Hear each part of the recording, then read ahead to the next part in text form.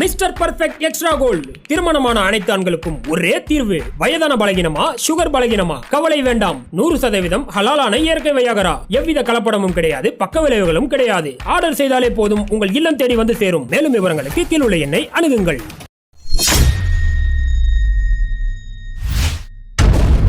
YouTuber Irfan கைது. அவர் சரக்கு அடிச்சிட்டு வண்டி ஓட்டினாரு அப்படின்னு சொல்லி சத்தியம் டிவி முக்தார் கிட்ட தமிழா பாண்டியன் ஒரு இன்டர்வியூ கொடுத்திருக்காரு. அவர் சொல்றதெல்லாம் பார்த்தா ஏதோ அந்த மனுஷன் வண்டிக்குள்ளே இருந்து பார்த்த மாதிரி ஒரு வீடியோ ஒண்ணு கொடுத்திருக்காரு. ஒரு கோடி நீ பார்த்த ஒரு கோடி இந்த இத்து போன 4 வாழைத்தாருக்கு 1 கோடி ரூபாய். ஒரு கோடி போய் சாம்பார் சோறு தின்னு போ. இந்த வழக்கை விசாரிச்ச போலீஸும் சரி, இதை பத்தி விளக்கம் கொடுத்த இர்ஃபானும் சரி, அந்த காரை இர்ஃபான் ஓட்டல, இர்ஃபானோட மச்சான் அசாருதீன் தான் ஓட்டினதா அவங்க எல்லாம் சொல்றாங்க.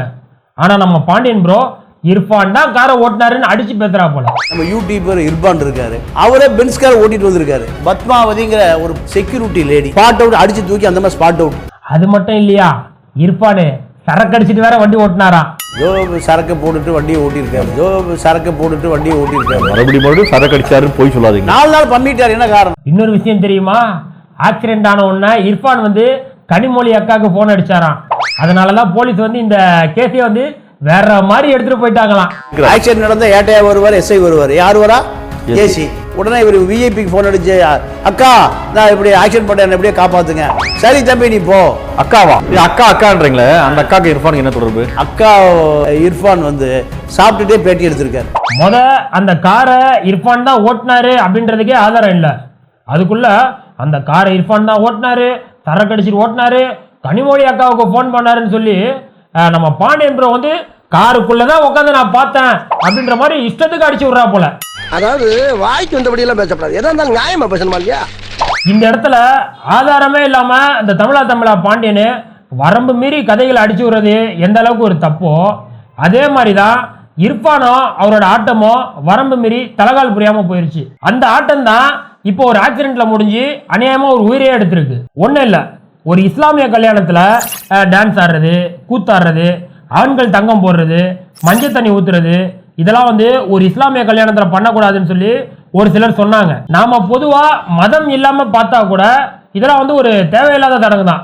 இதுல முழுக்க முழுக்க வீண் விரையம் தான் நிறைஞ்சிருக்கும். ஆனா இந்த மாதிரி வீண் விரையம் செய்யாதப்பா அப்படின்னு யாராவது சொன்னாங்கன்னா, ஒண்ணு அதை தப்புன்னு உணர்ந்து இதை செய்யாம இருக்கணும், இல்லையா நான் செய்யறதாங்க சரின்னு சொல்லி அவங்களுக்கு விளக்கம் கொடுக்கணும், இல்லையா மூடிக்கிட்டு முதல்ல கறி சாப்பிட்டு முதல்ல இருந்து வீடியோ போடணும்.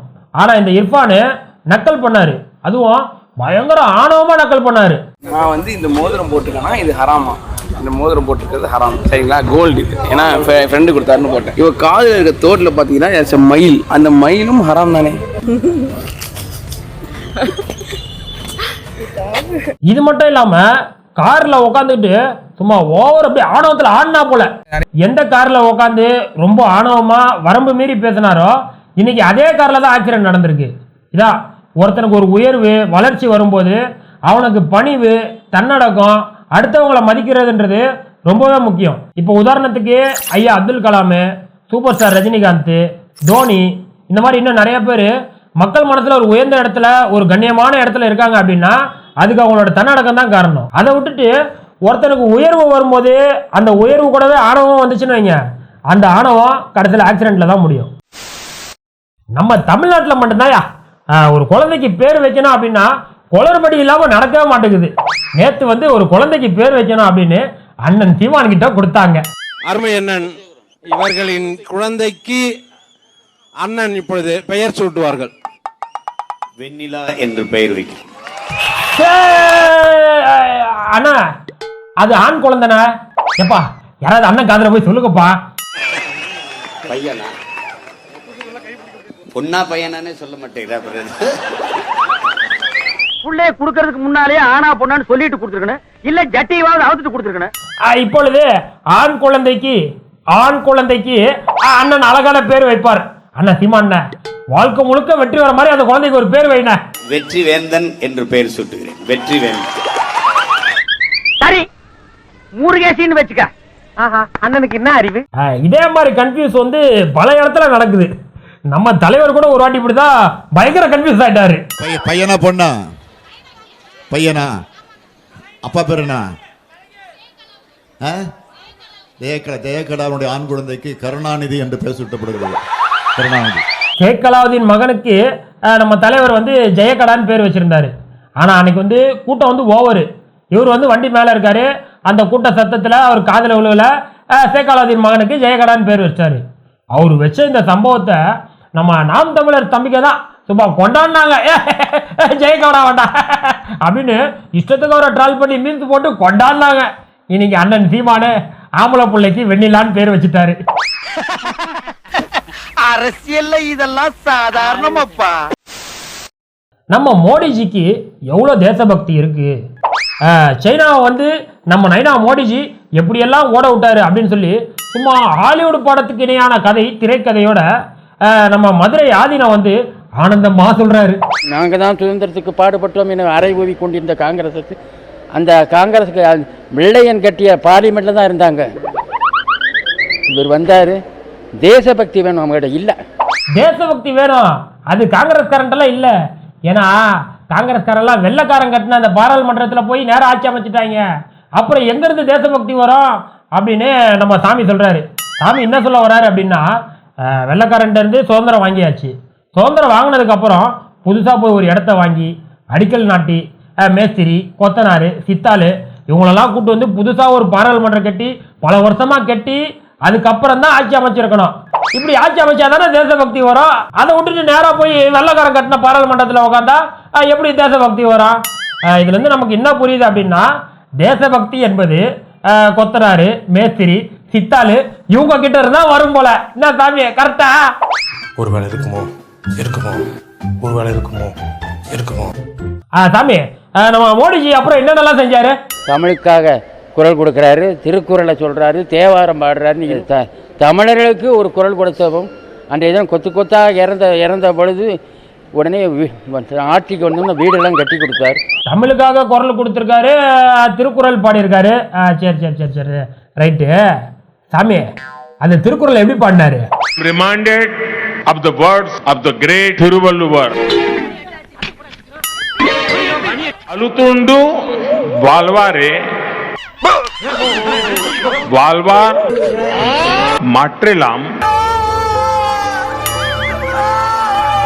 தோலுத்துண்டு வீண் செல்பவர்.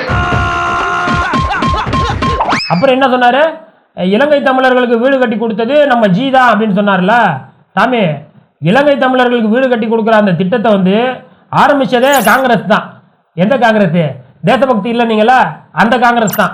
2010 மன்மோகன் சிங் தான் இந்த திட்டத்தையே தொடங்கி வச்சாரு. காங்கிரஸ் ஆரம்பிச்ச இந்த திட்டத்தை தான் அடுத்து மோடி ஆட்சிக்கு வந்ததுனால அவர் கையால கொடுத்தாரு. ஆனா திட்டத்தை ஆரம்பிச்சது காங்கிரஸ் தான். தேசபக்தி இல்லைன்னு சொன்னீங்களா அந்த காங்கிரஸ் தான். அதெல்லாம் பாக்குறதுக்கு நான் இருக்க மாட்டேன். ஆனா விதை நான் போட்டது. சரி சாமி அதெல்லாம் இருக்கட்டும். நீங்க அடுத்து கதையை கண்டினியூ பண்ணுங்க. இன்ட்ரெஸ்டா இருக்குது. சைனா படையெடுத்த பொழுது ஜவஹர்லால் நேரு தான் அவ்வளவும் கோட்டை விட்டுட்டார். இந்தியாவில் பல பகுதிகளை சைனாக்காரன் கொஞ்சம் எடுத்துக்கிட்டான். பாகிஸ்தான்காரன் இப்போ சைனாக்காரன் ஓட வடிச்சு நரேந்திர மோடி. இது ஜவஹர்லால் நேரு வந்து இந்திய நிலங்களை சைனா கிட்ட கோட்டை விட்டாரோ? சாமி சைனாக்காரன் வந்து இந்திய நிலங்களை ஆட்டையை போட்டு வாலாட்ட நினைக்கும் போது 1962 சைனாவை எதிர்த்து போர் செஞ்சு சண்டை செஞ்சவர் நம்ம ஜவஹர்லால் நேரு. சும்மா ஒன்றும் சண்டை செய்யல. போர்க்களத்தில் போய் நின்று வீரர்களுக்கு தெரியப்படுத்தி ஊக்கப்படுத்தினாரு நம்ம ஜவஹர்லால் நேரு. ஆனால் நம்ம மோடிஜி சைனாவை பார்த்து பயப்படுறாரு. மோடிக்கு வந்து தைரியமே இல்லை, மோடிக்கு வந்து முதுகெலும்பே இல்லை அப்படின்னு சொல்லி நான் சொல்ல பாஜகவில் இருக்கிற சுப்பிரமணிய சாமி தான் சொல்றாரு. இவன் வேற என்னை ரொம்ப டார்ச்சர் பண்றான்டா. அப்புறம் சாமி இந்த லாஸ்டா சொன்னீங்களே ஏதோ ஓட விட்டு விரட்டினாருன்னு அது என்னது? பாகிஸ்தான்காரன் இப்போ சைனாக்காரன் ஓட வடிச்சு நரேந்திர மோடி தான். பாகிஸ்தான்காரன் இப்போ சைனாக்காரன் ஓட வடிச்சு நரேந்திர மோடி தான். சைனாக்காரனை ஓட விரட்டினாராமே. நான் நினைக்கிறேன் நம்ம சாமி வந்து பப்ஜி விளையாண்டுருப்பாரு. பப்ஜி விளையாண்டு எவ்வளோ சைனாக்காரனை ஓட விரட்டிருக்காருன்னு நினைக்கிறேன். அதனால தான் அப்படி பேசுறாரு. சாமி போன இப்போ மே 26 அதாவது ஒரு 15 நாளைக்கு முன்னாடி தி இந்துவில் வந்து ஒரு ஆர்டிக்கல் ஒன்று எழுதியிருக்காங்க. என்ன எழுதியிருக்காங்கன்னா இந்திய சீன எல்லை பகுதியில் சைனா வந்து கடந்த 100 நாளில் மட்டும் 300 to 400 வீடு வரைக்கும் கட்டியிருக்கான் அப்படின்னு சொல்லி ஆதாரத்தோடு எழுதியிருக்காங்க. சைனாக்கார கோடு போட்டான், அப்புறம் ரோடு போட்டான், இப்போ வீடு கட்டி கிரகப்பிரவேசமே பண்ணிட்டான். ஆனால் நம்ம ஜி அதை எதிர்த்து பேசவே மாட்டாரு. சைனான்ற வார்த்தையை கூட நம்ம நைனா சொல்ல மாட்டாருன்னா பார்த்துக்கோங்க.